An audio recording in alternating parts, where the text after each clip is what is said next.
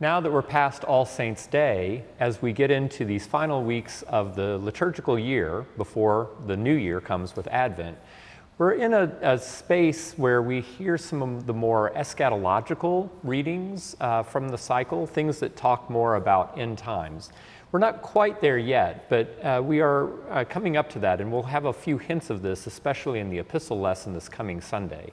And this has been known as Proto-Advent, a sort of a before Advent. So as we end one liturgical year and start and look forward to the beginning of another, there's this transition time where we have some things that are sort of talking about end times that sort of leads us into the first coming of Jesus that, of course, culminates in Christmas.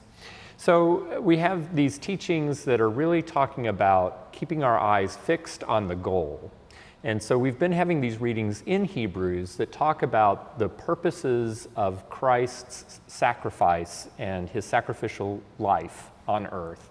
And that is all kind of culminating in this idea that we are to be pure and blameless and holy as we follow in Christ's footsteps, as we seek after our eternal reward.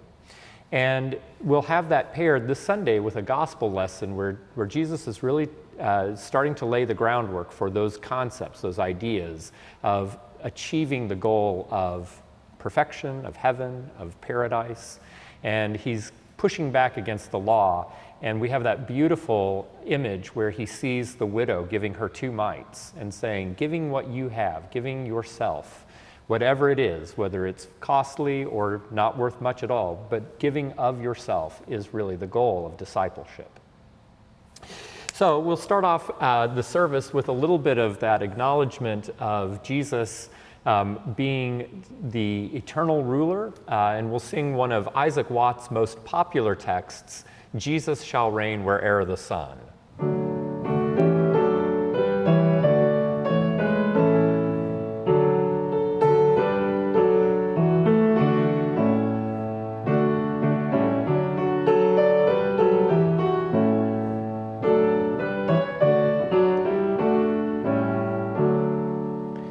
It's a little bit peculiar since the first word of this text is Jesus, but this is actually in Isaac Watts' mind a versification of Psalm 72, and it's matched with a tune that was intended for psalm singing, that tradition that happened in England and on the northern part of the European continent where they would sing psalms in a very metrical version.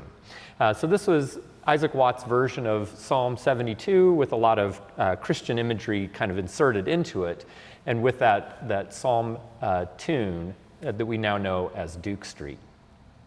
At communion, the choir will be singing this very lovely, exquisite little masterpiece, kind of a miniature, Blessed Are the Pure at Heart, again, hearkening back to that widow's gift of the gospel lesson.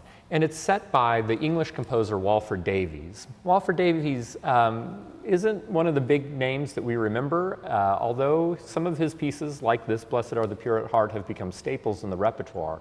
But he actually had a fairly important career in England. He was master of the King's music through the late 30s and early 40s, and had a fairly big career in England. He was the first musical consultant for the BBC, the British Broadcasting System, and had a pretty heavy imprint on church music in the early part of the 20th century.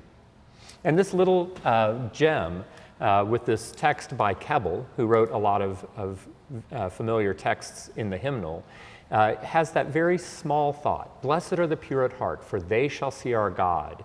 The secret of the Lord is theirs. Their soul is Christ's abode.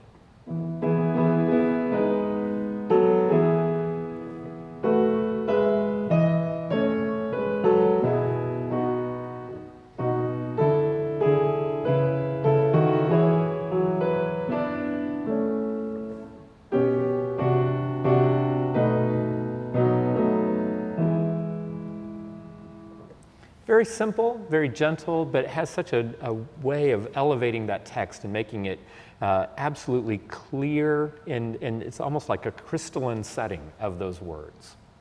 And of course, we have other great hymns and texts and prayers. We will also be remembering our veterans, both those in the congregation now and those gone before us, in acknowledgement of Veterans Day coming up on Monday. So we have a lot of wonderful things at play, and we hope that you will join us for worship this Sunday here at St. John's.